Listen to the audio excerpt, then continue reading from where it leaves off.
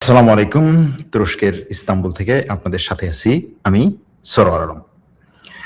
কয়েকটা প্রশ্ন ঘুরপাক খাচ্ছে, ব্যাপকভাবে ঘুরপাক খাচ্ছে। ১ নম্বর হচ্ছে ইরানের সাবেক প্রেসিডেন্ট মাহমুদ আহমেদিনেজাদ তাকে নিয়ে যে এখন একটা খবর প্রচার হচ্ছে, বিশেষ করে নিউ ইয়র্ক টাইমস, ইসরায়েলের হারেস পত্রিকা, ব্রিটিশ দ্য গার্ডিয়ান, এরা যে খবরটা প্রচার করেছে যে মাহমুদ আহমেদিনেজাদ মোসাদের এজেন্ট হিসেবে কাজ করছেন। ঘটনাটা আসলে কি, কতটা সত্য? যদি তিনি মোসাদের এজেন্ট হয়ে কাজ করেন তাহলে এটার দীর্ঘমেয়াদী প্রভাব ইরানের বর্তমান রাজনীতিতে কিরকম ভাবে পড়তে পারে।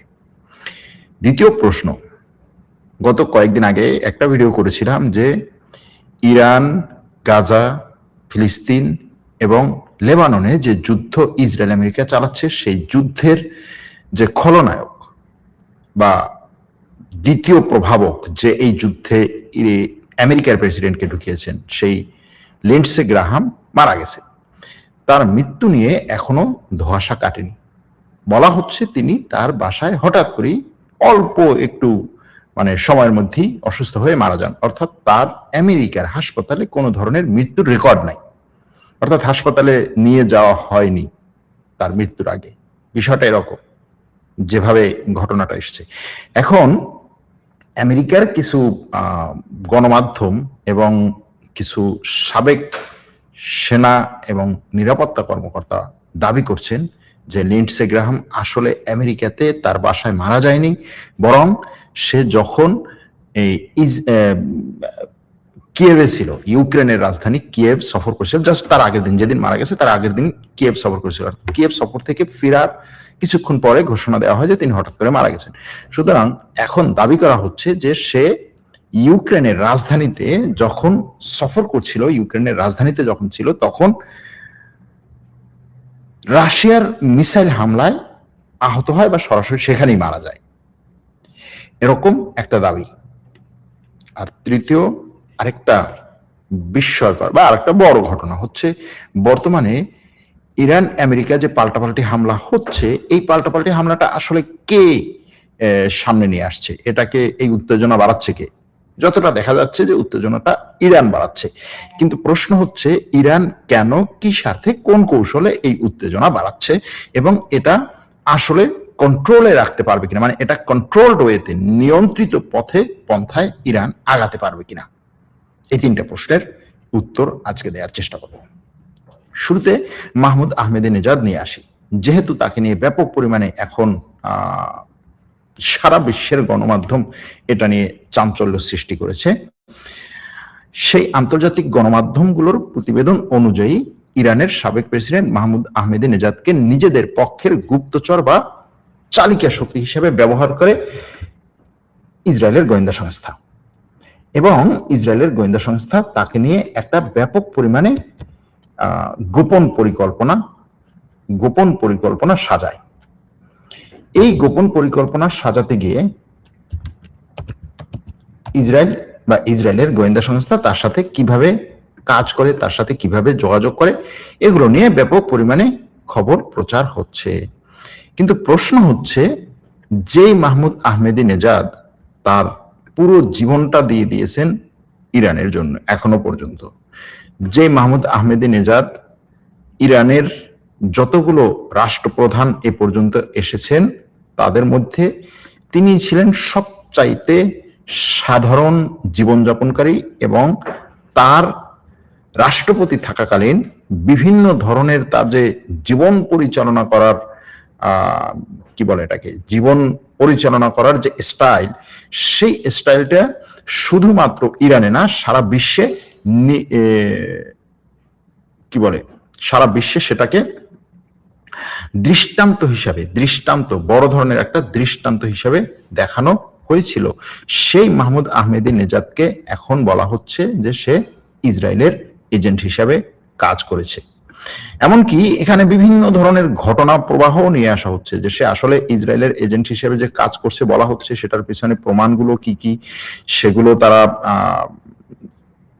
নিয়ে আসার চেষ্টা করছে এই গণমাধ্যমগুলো, যে আসলে শুধুমাত্র আমরা আন্দাজে বলছি না যে সে ইসরায়েলের কি বলে মোসাদের এজেন্ট ছিল, এই কথাটা শুধুমাত্র আন্দাজে বলছি না, এরকম ভাবেই আসলে তাকে পোর্ট্রে করা হচ্ছে। কিন্তু প্রশ্ন হচ্ছে এটার পেছনের সত্যটা কি। দেখুন, আগে ঘটনাটা নিয়ে আসি, তারপরে হচ্ছে সত্য মিথ্যায় আসি।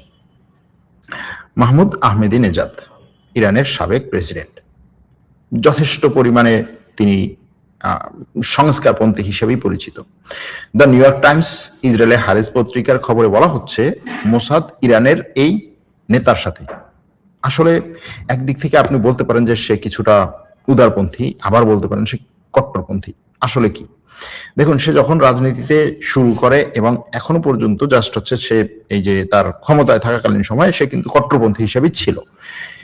এই কট্টরপন্থী নেতার সাথে সম্পর্ক গড়ে তুলতে বছরের পর বছর নাকি চেষ্টা করেছে মোসাদ। তাদের মূল উদ্দেশ্য ছিল ইরানের বর্তমান সরকারের পতন হলে আহমেদিনেজাদকে দেশটির নতুন শাসক হিসেবে ক্ষমতায় বসানো। প্রশ্ন হচ্ছে, যেই আহমেদিনেজাদ ব্যাপক পরিমাণে কট্টরপন্থী হিসেবে ইসরায়েলের কাছে পরিচিত, তাকে ইসরায়েল ক্ষমতায় বসাবে এটার পরিকল্পনা কেন করছে? দ্বিতীয় হচ্ছে, ইরানের বর্তমান সরকারের পতন হলে আহমেদিনেজাদকে ক্ষমতায় বসাবে, সেটার জন্য নাকি বছরের পর বছর কাজ করছে। তাহলে কি মোসাদ প্ল্যান করে রেখেছে যে এই সময় এসেই তারা হচ্ছে বর্তমান সরকারকে ক্ষমতার থেকে হটাবে, এরকম কিছু? এরপরেও আরো অনেকগুলো প্রশ্ন এসে যায়, সেগুলোর উত্তর দেব। খবর অনুযায়ী আহমেদিনেজাদের সাথে মোসাদের প্রথম যোগাযোগ শুরু হয় 2022 সালে। দেখেন, আজকে 2026 সাল, জাস্ট 4 বছর আগে মোসাদ আহমেদিনেজাদের সাথে হঠাৎ করে যোগাযোগ শুরু করলো এবং আহমেদিনেজাদ মোসাদকে বললো, হ্যাঁ আমি তোমাদের চর হয়ে কাজ করব। আমি এত বছর ধরে যে রাজনৈতিক আদর্শে, যেই রাজনৈতিক কি বলে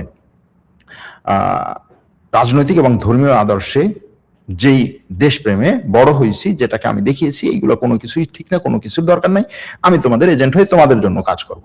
আমি যে আমার রাষ্ট্রপতি থাকাকালীন সময়ে যে সমস্ত কাজ করছি সেগুলোরও কোনো ভ্যালু নেই। গেল সেটা।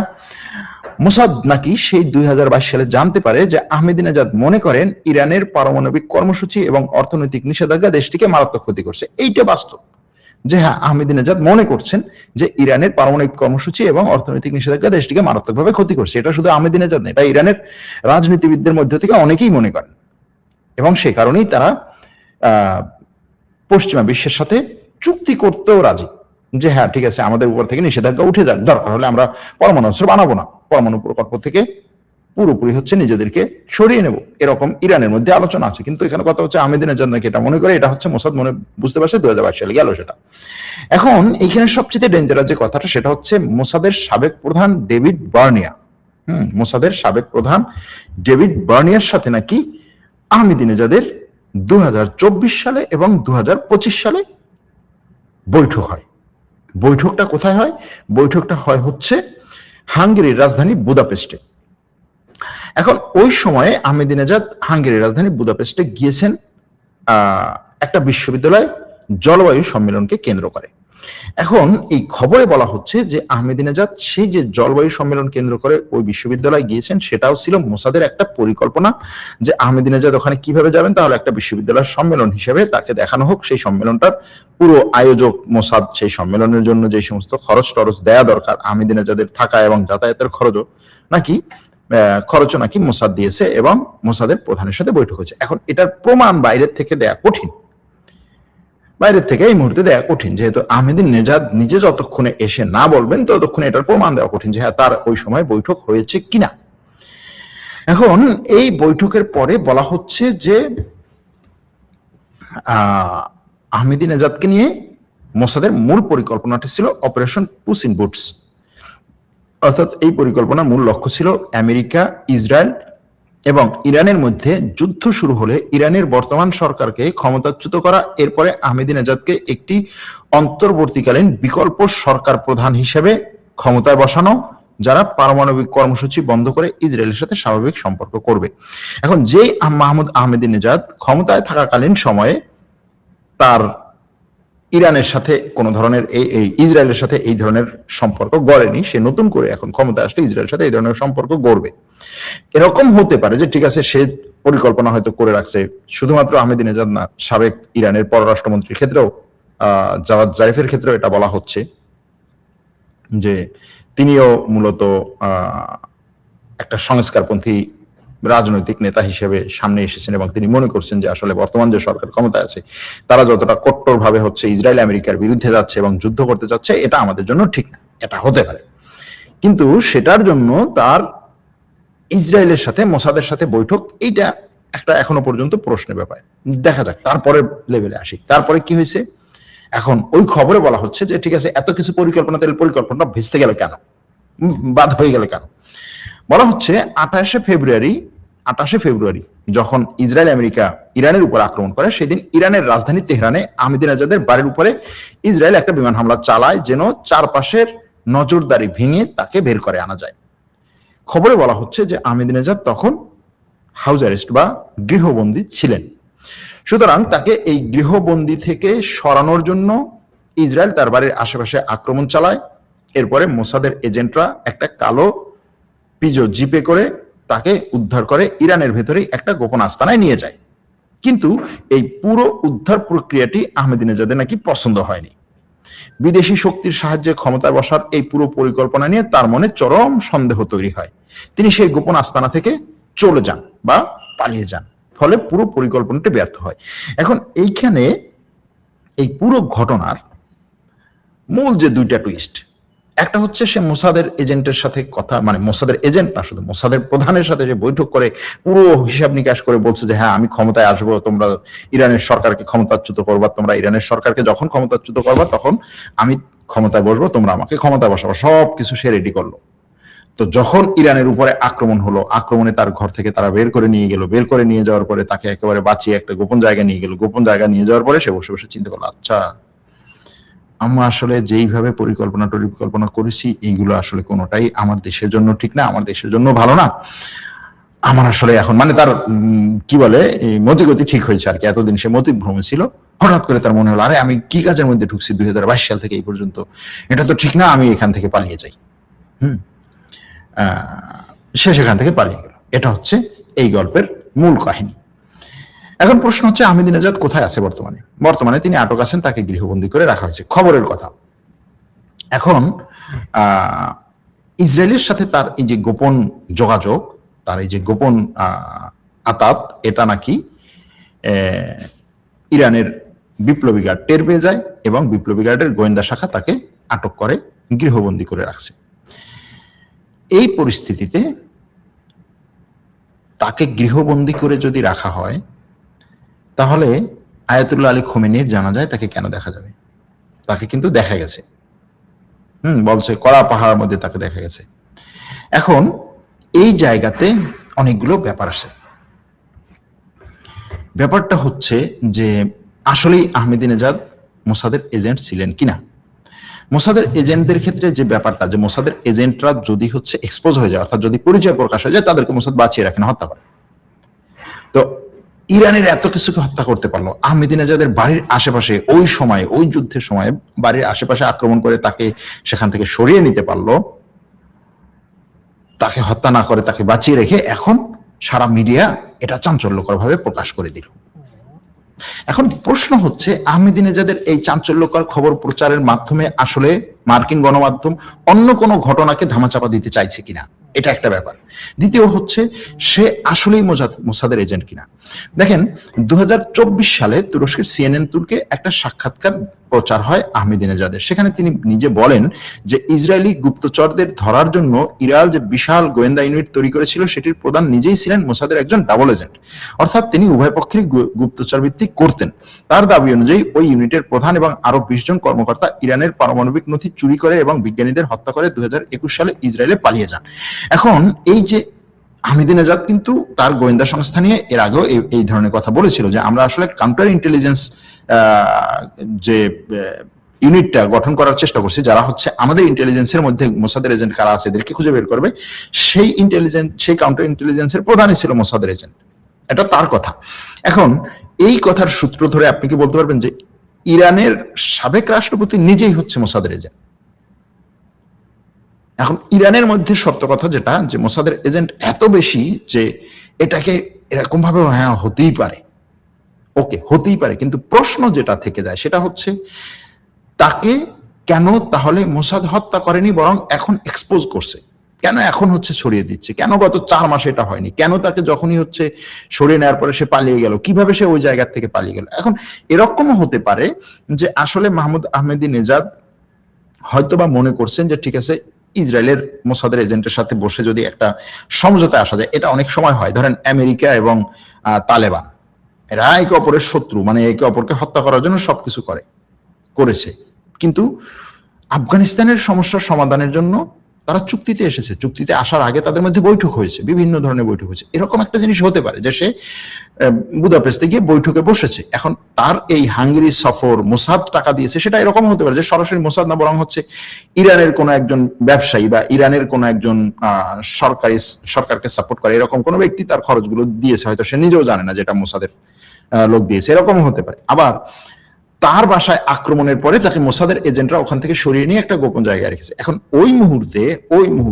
28 ফেব্রুয়ারি যখন আক্রমণগুলো শুরু হয়, সেই আক্রমণ শুরু হওয়ার পরে স্বাভাবিকভাবেই ইরানের যে কোনো রাজনৈতিক ব্যক্তি তার বাসার আশেপাশে যখন হচ্ছে সবকিছু ধ্বংস করা হবে, যখন আক্রমণ হবে, তখন স্বাভাবিকভাবেই সে চাইবে যে ওইখান থেকে বেরিয়ে কোনো নিরাপদ আস্থায় যাওয়া। এবং সেই ক্ষেত্রে সরকারের মধ্যে বিভিন্ন গোয়েন্দা সংস্থার লোকজন তাকে সাপোর্ট করে হয়তোবা সেখান থেকে সরিয়ে নিয়ে যেতে পারে। এখন সেই সরিয়ে নিয়ে যাওয়ার সময় তারা মোসাদের এজেন্ট কিনা, মোসাদের এজেন্টরা তাকে সরিয়ে নিয়ে গিয়েছে কিনা, এইটা ওই সময় হয়তো বোঝা কঠিন।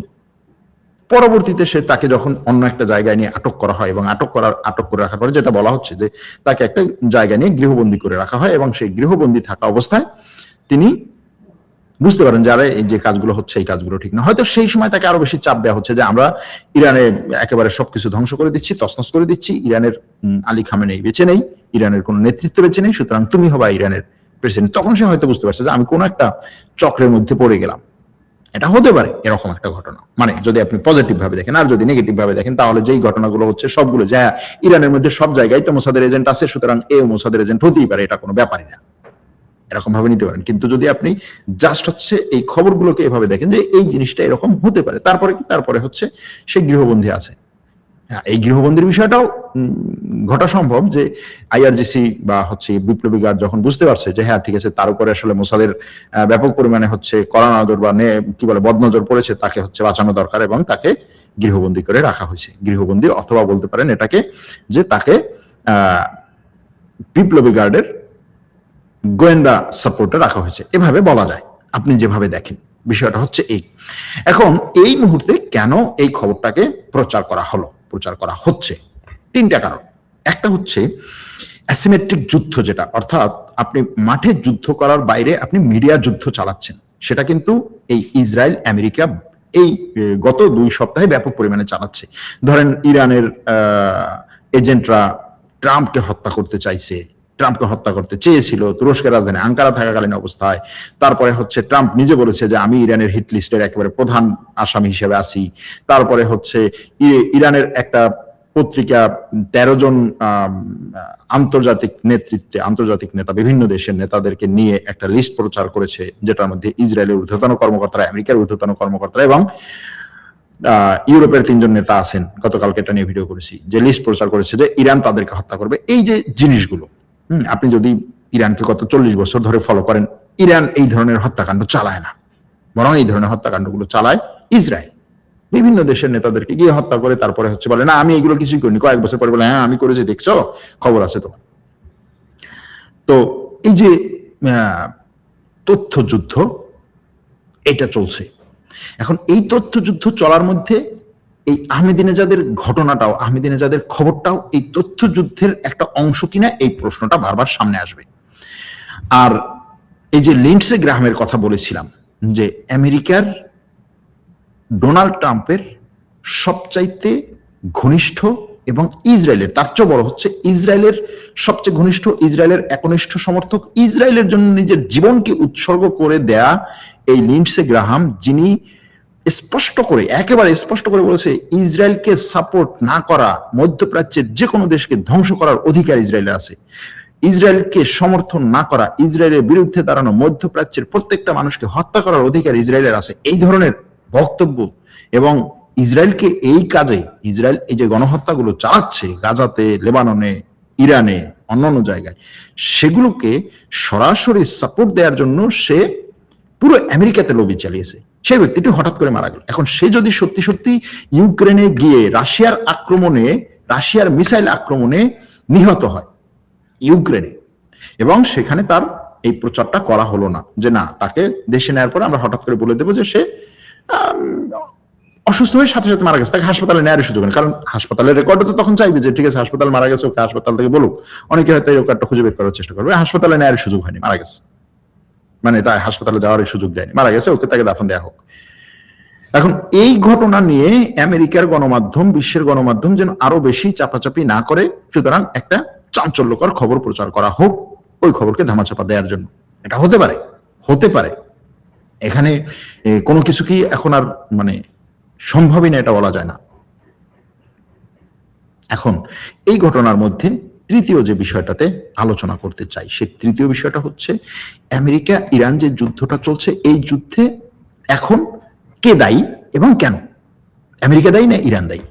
স্বাভাবিকভাবে দেখা যাচ্ছে যে ইরান যুদ্ধটাকে উস্কে দিচ্ছে, সে জাহাজগুলোতে হামলা চালাচ্ছে, একের পর এক হামলা চালাচ্ছে, ওমানের কুল দিয়ে যাওয়া জাহাজে হামলা চালাচ্ছে, এবং সেই হামলার বিপরীতে যে আমেরিকা হামলা চালাবে সেটা সে সেটা জেনেই হামলা চালাচ্ছে। এবং সেই হামলাগুলো এমন একটা সময় শুরু হয়েছে যখন ইরানের মুজতবা খামেনেই বার্তা পাঠিয়েছে ইরানের কাছে এবং ইরানের বিপ্লবী গার্ডের কাছে যে আমার বাবাকে যে হত্যা করেছে এটার প্রতিশোধ আমাদের নিতে হবে। তার বাবা হিসেবে না, বরং হচ্ছে এখানে ইরানকে দেখানো হচ্ছে, ইরানে এটাকে দেখানো হচ্ছে যে সর্বোচ্চ ধর্মীয় নেতাকে যে হত্যা করেছে তার প্রতিশোধ আমাদের নিতেই হবে, এবং সেটার জন্য যারা এটার পিছনে আছে তাদের কাউকে আমি সুস্থে ঘুমাতে দেব না। এখন এই যে সুস্থ ঘুমাতে দেব না, এটার জন্য আমেরিকা এখন পাল্টা আক্রমণ করছে। এখন আমেরিকা পাল্টা আক্রমণ করছে, ইরান হরমুজ প্রণালী বন্ধ করছে। আমেরিকা পাল্টা আক্রমণ করছে, ইরান হরমুজের গলা চেপে ধরছে। এখন ইরান হরমুজের গলা যত চেপে ধরবে আমেরিকা তত বেশি অস্বস্তিতে থাকবে। আমেরিকা এবং বিশ্বে তেলের দাম বাড়বে, গ্যাসের দাম বাড়বে। আমেরিকা এই যে হরমুজ প্রণালী খুলে না দিলে যে আমেরিকার সমস্যায় পড়ছে এটা ইরান খুব ভালো করে দেখছে, এবং এই হরমুজ প্রণালী খোলার জন্য ট্রাম্প বারবার যে ইরানের সাথে চুক্তি করতে আসছে, এবং ইরানের সাথে যে চুক্তিটা করছে সেই চুক্তিটা যে আসলে একটা কি বলে এটাকে কি চুক্তি, আমেরিকার বিপক্ষে বা ইরানের পক্ষের একটা চুক্তি, সেটা সে বুঝতে পারছে। এই জিনিসগুলোর কারণে ইরান মনে করছে যে এই মুহূর্তে এই যে 7 দিনের যে একটা যুদ্ধবিরতি বা 7 দিনের যে আলোচনার কথা, সেই আলোচনায় ইরান নিজেকে শক্তিশালী রাখতে সে আমেরিকার উপরে আরো বেশি চাপ সৃষ্টি করতে চাইছে যে ঠিক আছে তুমি যুদ্ধ চালাও, ওকে কোনো সমস্যা নাই, আসো আক্রমণ করো, আমি হরমুজ প্রণালী বন্ধ করে দেবো, তুমি আরো বেশি জিনিস তখন মানতে বাধ্য হবা, এবং নির্বাচন তোমার যত ঘনিষ্ঠ হবে, ঘনিয়ে আসবে, তুমি তত এই যুদ্ধ চালালে দেশের মধ্যে তুমি অস্বস্তিতে থাকবা। এটা একটা, ইরান এটা চাইতে পারে, এবং এই হরমুজ প্রণালী খুলে দেওয়ার জন্য ট্রাম্প ইরানকে হুমকি ধামকি দেয়, ইরানে আক্রমণও চালায়। কিন্তু ট্রাম্প একটা কথা বলেছে যে আমরা এই অঞ্চলের মধ্যপ্রাচ্যের মুসলিম দেশগুলোকে নিরাপত্তা দিচ্ছি, সৌদি আরব, কাতার, কুয়েত, বাহরাইন, তারপরে হচ্ছে জর্ডান, এগুলোকে এবং ওমান, এগুলোকে আমরা নিশ্চয়তা দিচ্ছি, নিরাপত্তা দিচ্ছি। সুতরাং এই দেশগুলো আমাদেরকে টাকা দেওয়া দরকার, এই দেশগুলোর যুদ্ধে আসা দরকার। এখন ইরান যেভাবে এইখানে আমেরিকা আক্রমণের পরে পাল্টা আক্রমণগুলো চালাচ্ছে, ওমানে পাল্টা আক্রমণ করতেছে, একটা সময় ওমান এবং ইরান, কিছুদিন আগে ওমান এবং ইরানের মধ্যে একটা আলোচনা ছিল যে ঠিক আছে হরমুজ প্রণালী আমরা দুজনে একত্রে হচ্ছে কন্ট্রোল করব, কিন্তু সেই ওমানের উপরে ইরান আক্রমণ করছে, কাতারে আক্রমণ করছে, সংযুক্ত আরব আমিরাতে আক্রমণ করছে, বাহরাইনে আক্রমণ করেছে, কুয়েতে আক্রমণ করেছে, সৌদি আরবে আক্রমণ করেছে, আমেরিকার ঘাঁটিগুলোতে বলা হচ্ছে।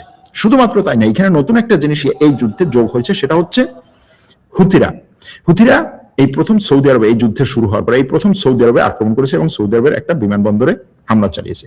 এটার পেছনে হুথিরা বলছে যে সৌদি আরব থেকে তাদের উপরে শুরুতে আক্রমণ হয়েছে, সুতরাং তারা সৌদি আরবের উপরে পাল্টা আক্রমণ করছে। এখন এই হুথিদেরকে এই যুদ্ধে টেনে আনার জন্য সৌদি আরব হুথিদের উপরে আক্রমণ করেছে, নাকি অন্য কেউ হুথিদের উপরে আক্রমণ করে তারপরে হচ্ছে এই যুদ্ধে হুথিদেরকে টেনে আনছে, সেটা একটা ব্যাপার। দ্বিতীয় হচ্ছে আক্রমণের পরে হুথিরা চুপ করে না থেকে বরং সৌদি আরবের উপরে যে পাল্টা আক্রমণটা করছে, এটা ইরানের কাছ থেকে একটা বার্তা যে আমেরিকা যেভাবে বলছে যে এই মধ্যপ্রাচ্যের দেশগুলো তোমরা এই যুদ্ধে যোগ দাও, তোমরা এই যুদ্ধে যোগ না দিলে হচ্ছে আমি এই যুদ্ধ দীর্ঘায়িত করতে পারবো না, বা তোমাদেরকে আমি যে সাপোর্ট দিচ্ছি সেটার জন্য ইরানের বিরুদ্ধে এই যুদ্ধে যোগ দেওয়া দরকার। এটা ইরানের একটা বার্তা যে তোমরা যদি এই যুদ্ধে সরাসরি যোগ দাও, আমার বিরুদ্ধে দাঁড়াও, তাহলে দেখো হুথিদেরকে দিয়ে কিন্তু তোমার বিমানবন্দর, তোমার তেলের শোধনাগার সবকিছু আমি ধ্বংস করে দিতে পারি। এবং আরো একটা জায়গা আছে, সেটা হচ্ছে হরমুজ প্রণালী যেরকম একটা স্ট্র্যাটেজিক জায়গা, যেটা ইরান এই যুদ্ধে এখন সবচেয়ে বেশি ব্যবহার করছে, পরমাণু অস্ত্রের চেয়েও বেশি, সেরকম ভাবে বাব আল মানদেব অর্থাৎ এই ভারত মহাসাগর থেকে লোহিত সাগরে ঢোকার যে গলা বা চিকন যে প্রণালী, বাব আল মানদেব প্রণালীকে এই হুথিদের দিয়ে বন্ধ করা সম্ভব এটাও ইরান একটা বার্তা দিচ্ছে যে যুদ্ধ যদি আরো বেশি প্রশস্ত হয়, এখানে এই অঞ্চলের আরব দেশগুলো যদি সরাসরি আমার বিরুদ্ধে আক্রমণে আমেরিকার সাথে একত্রে জোট করে যুদ্ধ করতে আসে, তাহলে এই হুতিদেরকে দিয়ে এবং বাবার মানদের দিয়ে আমি আরো বেশি চাপ সৃষ্টি করব। অর্থাৎ এখানে ইরান এখন ট্রাম্পের লেভেলে, ট্রাম্পের স্টাইলে খেলছে। কি ট্রাম্প কি করতো, যে আমি তোমার উপরে প্রেশার ক্রিয়েট করব, তুমি আমার সাথে আসো, আমার সাথে খেলো।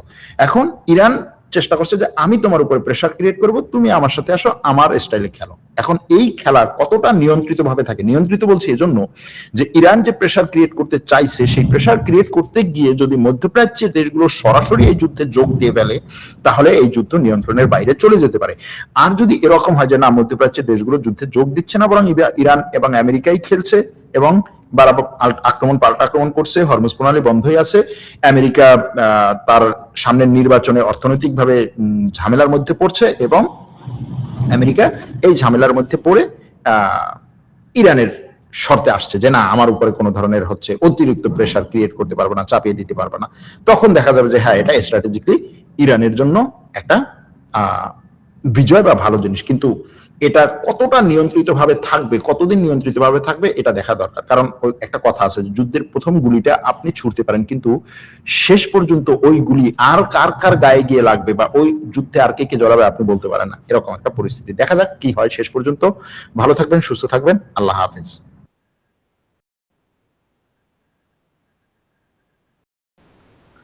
দর্শক অবশ্যই শুরু থেকে শেষ পর্যন্ত দেখছেন, জানছেন। অবশ্যই আপনাদের মূল্যবান মতামত কমেন্টে জানিয়ে দিবেন। তো সবাই ভালো থাকবেন। ধন্যবাদ সবাইকে।